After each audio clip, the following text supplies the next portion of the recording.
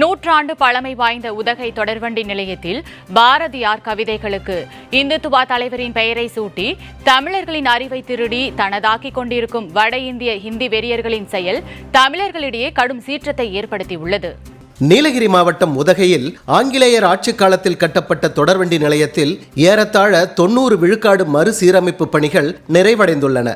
இந்த நிலையில் உதகை தொடர்வண்டி நிலைய சுவர்களில் இந்தி மொழியின் தேவையை உணர்த்தும் வகையில் வாக்கியங்கள் அடங்கிய பதாகைகள் ஒட்டப்பட்டுள்ளன. அதில் சிறிய அளவிலான இந்தி மொழி அறிவு கூட இந்தி பேசாத மக்கள் தங்களது கனவுகளை நனவாக்கிக் கொள்ள உதவும் என அறிவுரை பொழியப்பட்டுள்ளது.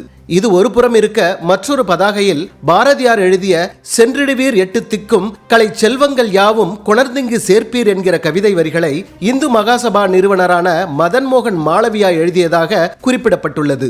தங்களுக்கென எந்த வரலாறும் இலக்கிய செழுமைகளும் திருக்குறள் போன்று அரங்கூறும் படைப்புகளும் இல்லாத சமற்கிருத அறிவு திருடர்கள் ஆட்டை கடித்து மாட்டை கடித்து கடைசியில் மனிதனையே கடித்த கதையாக இன்று பாரதியாரின் கவிதைகளை மென்று விழுங்கி தங்களுடையது என சொந்தம் கொண்டாட தொடங்கியிருக்கிறார்கள். தனக்கென எந்த அறிவு படைப்புகளும் இல்லாத வடக்கர்கள் இன்று தமிழ் படைப்புகளுக்கு தங்களுடைய பெயரை வைக்க துணிந்திருக்கிறார்கள். இதற்கெல்லாம்